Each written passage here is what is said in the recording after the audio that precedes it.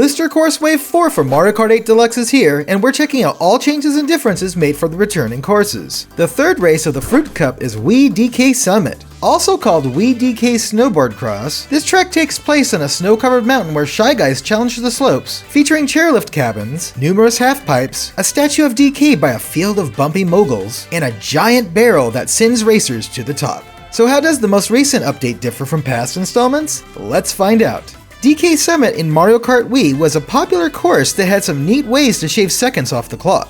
For Tour, the track was revamped with moderate visual adjustments, some big and some small, and minor gameplay tweaks, except for removing a huge shortcut. This was restored and the overall style was refined for Switch, and we could see it all on the big screen again in more ways than one. Let's check out everything by starting with the gameplay changes. At the DK Cannon entrance, a glide ramp was added just before the barrel on Tour. This was widened and restyled for the latest version, with barriers added to the sides to accommodate for a larger, icy DK cannon. This flight also takes a bit longer now, but the landing is clear. Tour had removed the grading that was present in Wii only. The half-pipes on the sides here also were cleaned up at that point, starting a bit later.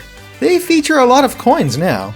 After the U-bin is a snowy ramp. For Tour, the dash panel on it was made thinner and the entire ramp narrowed with snowless sides to allow for driving on the right side. This dash panel has since returned to its original thickness. The barriers on both sides of the path were elevated a bit, exposing some of the off-road snow. Some of the left barrier by the deep snow was removed in Tour, as well as some of the chevron strip in front of the statue, extending across the mogul field, with just a bit remaining at the end.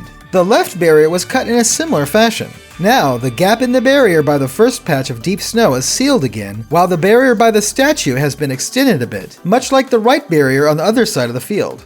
The moguls here were shorter originally, but they were given their current height with Tour's update. Amidst these bumps were 4 ramps. The side ramps were made narrower, while the dash panels on them were shortened in Tour before being restored to their original length for the latest update. Around the following bend in the original, a significant shortcut could be performed across the chasm. Because of Tour's limits, this cut wasn't possible anymore. Fortunately, this shortcut is back in all of its glory, both the single and double leap variations. But some drivers may want to opt for the half-pipe to nab an item. Part of the barrier just after this was replaced with another half-pipe since Tour, but this feature was trimmed at the other end. The start of the half-pipe on the left side was pushed a bit further down, matching the right side that used to be part of the other before. For Wii, 2 dash panels lay on the downward slope, but this was reduced to a single shorter one with deep snow added to the right, all with less of a dip. The dash panel has since been increased to a similar size as the original. The 2 patches of deep snow just beyond were modified for Tour's reconstruction to stop near the top, with regular off-road snow where items used to be. Coins now occupy these spots. Lastly, the snowboarding Shy Guys amidst the 2 deep snow patches were swapped out. At first, a green one was between the patches, with both yellow and red varieties found after the last patch. But in Tour, a red Shy Guy settled in the spot before the first patch, while blue and green types played between the 2 patches. Their positions have shifted only slightly for the Switch update. So many tweaks! But that number pales in comparison to the aesthetic changes. Other than the graphical enhancements, some interesting global modifications were made, such as how the minimap was rotated 180 degrees for Tour, but rotated back again for Switch. More importantly, the original design started the race in a snowstorm with limited visibility that cleared up with each lap, but in Tour, it stayed completely sunny, especially with a bigger sun, from the very beginning. Now, the snow falls gently with only thin clouds for every lap. Is there a big unseen cloud directly above? In the original, there were dormant volcanoes in the distance, with some flat texture evergreens surrounding the outer limits. But Tour removed both of these elements and added closer snowy peaks with mist swirling around some, as well as 2 types of modeled pines, one regular and one simplified, likely for resource optimization. For Switch, the background mountains have shifted places a bit and are less cel-shaded, with only one type of verdant tree remaining. And just like with the items and coins in every course compared to Tour's iteration, the spectators added in Tour are in different spots now, naturally. With that out of the way, let's look at the starting line, which used to have 28x4 red, orange, and yellow checks. Tour simplified this to 17x3 checks in 3 shades of aqua while adding a brown starting grid. Snow fell between the cracks at this point, and rock debris was scattered along the planks. Now the starting grid is white, and confetti can be found on the ground and falling from above where the race begins. And of course, the starting line sign was remade entirely. Originally, it was wooden, with Donkey Kong's face to the right of a classic red and yellow Mario Kart logo. This matched the insignia on the gable of the grandstand, which was structured like a log cabin with 2 seating levels. Tour's redesign transformed the sign into one featuring a red modern logo held up by colored blocks and metallic framework. As expected, the insignia of the grandstand reflected this update, but the exterior remained wooden. However, this was flattened without an overlapping second tier or icicles hanging from the roof. But apparently, doorways were placed between the stairs for everyone to come and go. These audience members used to include Toads, several of Bowser's minions, light blue Birdo clones, and even various Miis, but they were swapped out for Shy Guys, Toads, and Koopa Troopas in Tour, which now have been rearranged for some reason. The angled metal grating barriers adorned with DK Mountain, Jump, and Tricks trackside banners from the original were replaced with pliable mesh barriers supported by posts, moving the banners to the grandstand for Tour. More sponsors were added by the redesigned chairlift and boarding cabin, with other lifts given the same treatment. A snowplow was added to the right of the starting line, which now has snow resting on top of it. The chevron strip barrier ahead was replaced with the red mesh in Tour, just like all yellow grating throughout the track.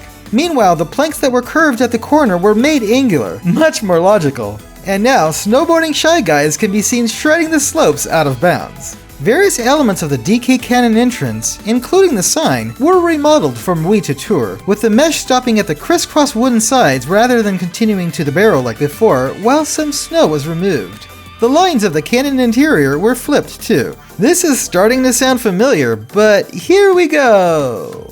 While soaring through the air, we can see that many of the cliffs and slopes were reshaped throughout the course. It also seems that the back doors of the chairlift boarding cabins are now closed, making it fully dark inside, and the cabin near the inn was moved to the right.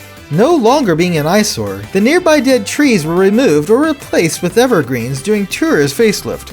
Landing safely, drivers passed logos painted in the snow, which changed from classic to modern in Tour, with the second logo pushed a bit closer than before. 2 more were added on the opposite bank, with all end lines cut. Other such markings later in the course were adjusted a little too, and all arrow signs like these above the halfpipe were removed. Just around the bend, trackside banners along the barriers were taken down, with only 3 sponsors replacing them, 2 near the cabin, and 1 on the left side. The angle of the lines marking the deep snow patches was modified to match the flow of the path. Passing through these patches now ices up the camera. The snowboarding statue ahead in Wii was made of wood and depicted either Mario or a Mii, depending on driver selection. This was swapped out for a stone statue of DK, which now is wood again.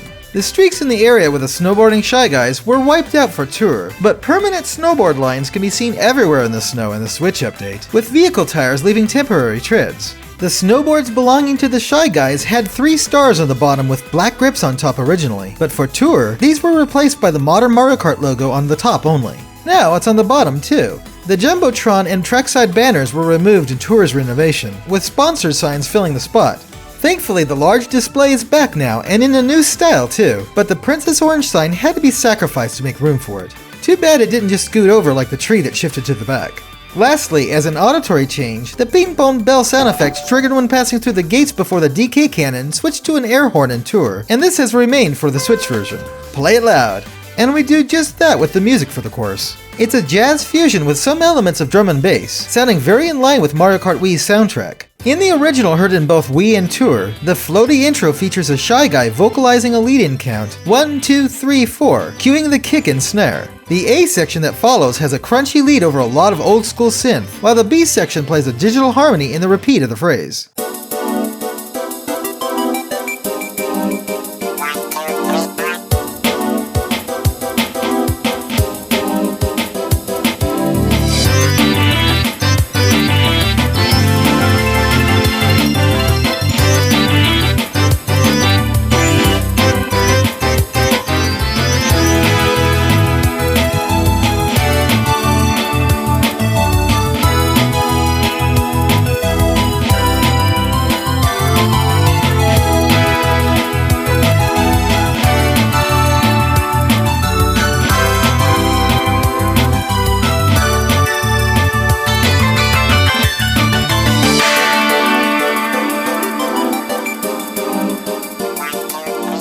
Right on! The new arrangement has dirty drums and a high synth added in the intro. The Shy Guy says, 1, 2, 3, go this time, before a new sustained bass note plays. A wild drum fill leads into the A section with a guitar melody and organ-like harmony, while the B section has chill guitar strumming contrasting the rapid kick and selective harmonic notes throughout, all with dissonant bass. The bridge before the loop bends the bass down, creating even more dissonance.